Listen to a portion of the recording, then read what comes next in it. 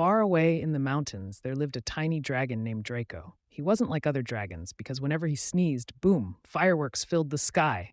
Ah! Achoo! Draco sneezed, sniffling. A burst of colorful fireworks shot out, lighting up the cave walls, sparkles everywhere. Wow, Draco, come play tag with us, one child exclaimed excitedly. Draco replied nervously, I can't. What if I sneeze? Another child giggled and said, Sneezing isn't scary. Draco explained, worried, but when I sneeze, it's not just a chew. It's boom, bang, kaboom. Then Draco sneezed, kapow. Fireworks burst into the sky and the children's mouths dropped open in awe.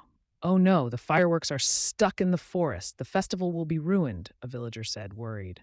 Wait, Draco can help, the children exclaimed, excited. Draco took a deep breath. Could he really save